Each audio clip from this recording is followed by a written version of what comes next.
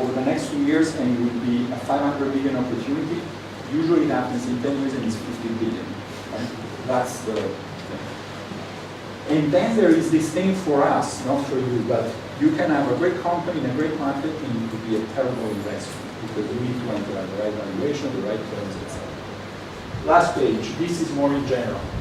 I think that, be persistent on the vision, but don't be stubborn if it doesn't work. We were having a conversation yesterday with Edo, because a big investor in must fund walked away on Thursday. Right? So we now have a fund that has, it's a $50 to $60 million and 10 million have disappeared. And the conversation around with Edo is know when to quit. Right? Some things is fixable, something is not. Right? So this is something that we need to be really mature about. Then the question you want to ask is not what can go wrong, but how big can it be if everything works? Because at the level where you are, everything can go wrong. Right? So don't pretend you know. But if you're not attacking something big, it's not worth it. The other thing is that when you encounter problems are big blessings.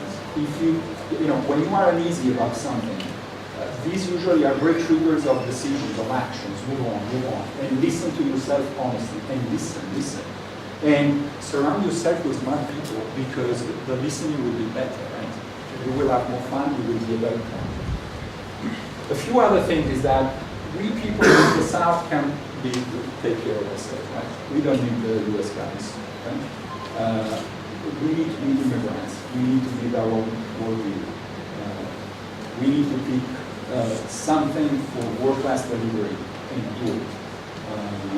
And the enterprise can be a powerful development tool, whatever that means. But you need private capital, you need local leaders, you need policy. And our view of what Africa is now is that there are lots of entrepreneurs, and quite frankly, we should stop blaming developments. There's a few more roads that have no holes. There's enough stability. Yes, the city's going down, but you guys should have seen 10 years ago what we need to have a foreign direct investment in this country. So we need more capital, and we need more capability to capital allocation.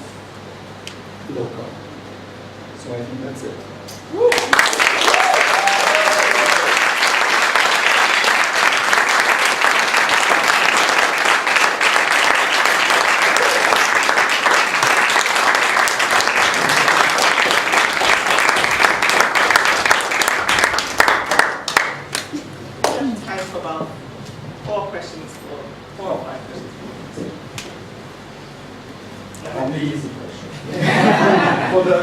Questions, I have Edo who comes from Israel and has an ability to Thanks again so much for making it all the way out here. You see literally hundreds of entrepreneurs. What are 3 common mistakes that you see again and again and again? I think we train these guys pretty well. I think one is the picking a space that is not big enough. That is probably the largest one. And the other probably is, not being close enough to the problem that they have to solve. When you build a company and it's your life mission, you dream that, you enable that. The last thing you think about at night, first thing you think in the morning. If it's not something that you really have some pain about, you won't do the extra mile. So I think when you think about all the possibilities of technology, I think the most common mistake is because it can work, because they're doing something similar in China, because there's Uber, and therefore then you do the Uber of Canada. Maybe it's a great company, but do you have a transportation aid? Have you experienced that? Right? That I think is the yeah. So the question is in relation with focus and opportunities in Africa. Now, most of the opportunities in Africa involve bureaucracy and consumer education. So, and it also ties in with focus. It involves bureaucracy, consumer education, and ties in with focus. So let me give you a scenario. You're building a hospital management system. You start building and you realize that identity is a problem. So you have to build out a solution for that. And you discover another problem. So you went to solve one problem. By order to solve that one problem, you end up building 3 other solutions. Right. So the question is, how do you think you can The question is, how difficult it is to build a world-class company, right? And how difficult it is to build 3. So I can tell you that you won't be able to build 3 successful companies at this stage because of bureaucracy and because of consumer education and because of all that. So at some point you need to have an ability to focus on which is the right thing to do, the one thing to do. We always say, dear entrepreneur, please fill this form. And the form says, I am the best of the world at ... because. Right? I don't care what you are the best at. Can be the best of the world at one thing. Right? I know it's painful, it doesn't make sense, but you need to have an ability to let go, to focus on one point. And it might well be something different. Right? I think that we have never invested in a company that had a great outcome that executed on the original business plan. I think never. They always change along the way. So changing the business is great. You know, changing your mind is great. You know, the doctor didn't prescribe you for you to be consistent with the original vision. For whom, right? But you know, the intent is there, but you are flexible on the way you get there, right? And you know, the ability to accept that it was different from your vision. You know, it's about for whom are you doing this? Are you doing this because there's a problem to be solved, or are you doing it because now you look in the mirror and say, I'm a great entrepreneur, I have this big idea. So I think change, adjust, and pick one. My question is 2 parts, and basically I want to ask, have you ever invested in a first-time entrepreneur? Yes. What made you, here in Africa, what made you do that? And to what extent are you really hands-on on helping a company to grow? The answer is, we are starting to invest now in African entrepreneurs because the money that we have deployed so far in Africa companies were companies that were originated somewhere else. Like the Upstream, that is a Nigerian company that was really started in Greece, or Bovio, that was an East African company that was really started in London, just because of the mandate of a fund before this. So we've been talking to 500 entrepreneurs over the last 2 years, and now finally we can write checks. And I think that fundamentally, if I think about the 3 most likely companies, the Monday company is a repeat entrepreneur, African. The Tuesday company was a first-time entrepreneur. We will not do it. The Thursday company is a first-time entrepreneur. Fantastic company. The other company that we're looking at is a first-time entrepreneur who is pretty exciting. So it's not about whether it's first or second. It's about whether it's good. The other question was, to what extent do you go to helping a company? We are trying to sit on our hands and tie ourselves to chairs with big ropes, not to have too much. Right? Because our instinct is to say, well, now this is my company. I don't care whose company. This is something we are involved in, right? So, let's just do something. And you have to resist that ability and channel your willingness to help. But, you know, as investor, in the end, you're always a passenger. You can't invest with the notion of saying, we will change this. It's not a poker game, right? Where you change 3,000. You need to buy into somebody else's vision. You are at the service of the entrepreneur, right?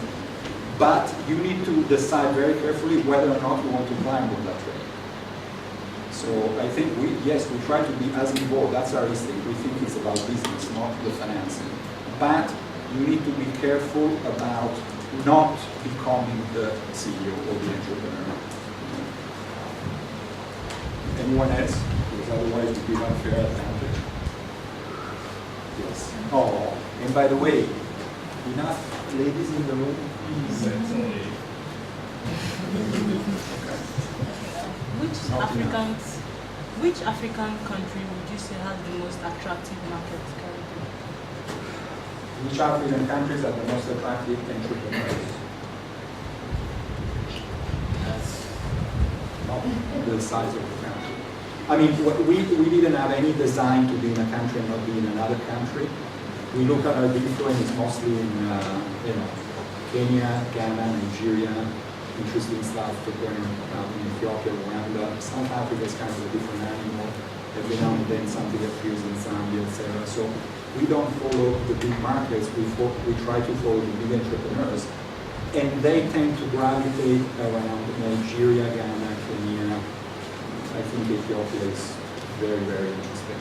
So in the end, if you think about it, it's either a favorable environment or the magnitude of the local opportunity. But probably the best company in mobile payments that we've seen in the continent, that we've seen 143, right, is out of Zambia and Mali. Largest, more profitable, fastest growing. I mean, they make money. They start like everyone else. The big guys in Nigeria, here, there, Kenya, and there. The best guy is in Zambia. Yes. Yeah, I was just thinking, you meet a lot of entrepreneurs and see a lot of opportunities. Is there a particular segment or low-hanging fruits that you could point these guys to here in Africa? I would ask Ido to answer because he's led, just because I think it would be unfair for me to say something that is not my idea. Sure. He went through years to, in the end, crystallize 5 themes that we think, and not because we read Goldman Sachs reports, but because we talk to potential buyers or entrepreneurs and stuff. So I would ask Ido to. So the themes we look at right now basically is how do you make data services more accessible, not via building more base stations, but via other innovative things, either on the, how you pay for it, the business model of it, or the technical is for mobile, So or software compression. Easier and affordable to be connected. Right. That's the first. Everything in the ecosystem of payments, and that is very different in Kenya than it is in Nigeria. But it could be, a pure play, so a full end-to-end mobile wallet, mobile payment solution, through payment gateways, through bill payments, all these things. These very tremendously by market. The commerce ecosystem, again, I think I would not go. We as investors find it less attractive to chase Conga and Jumia right now. They're too capital intensive. We're not the right backers, but there's many niche plays in commerce and many interesting things happening that are vertical to all commerce plays, like logistics, deliveries, and so on and so forth, that are very interesting. We're looking at local content, so education, agriculture, these type of things that again use mobile as a delivery platform to serve the needs of something else. Health, that kind of stuff. Yes, very interesting plays in health, and how you authenticate medicine, how do you communicate with patients, all these things. And we're looking, to me, this is one of the most attractive and yet untapped. How do you serve local businesses with software? So what would have been enterprise software in many other places, and is usually a complete misfit in African standards. How do you help small businesses over mobile to better manage their business and make more money? Can I do a follow-up question on that? And that is, to scale Pan-African, right? Because the different countries have so many different dynamics. So do you see any pattern in companies that are able to scale Pan-African? I think that things that are very dependent on local either regulation or deep connections to the local telcos or local banks or these type of things are harder to replicate because it takes years to build the relationship. And this is why we have some appetite for things that are either consumer facing or SMEs facing, and we believe that these are easier to market through channels in other markets.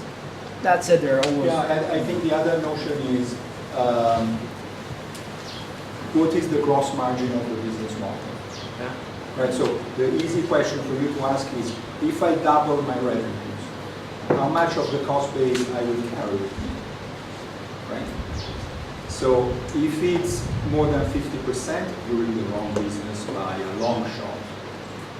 It must, 20 to 30 is good. yeah, Yes, it's and below better. that is, So, you should think and rethink and refine and kill and rebuild until you have a 70, 80% gross margin company.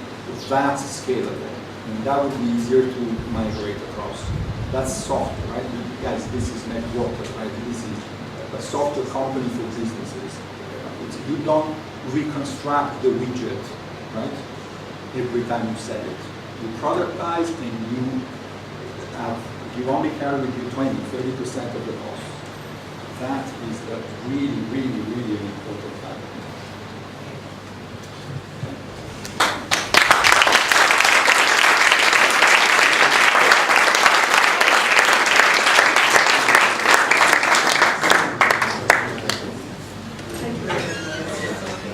I already introduced Tani Kafunwa.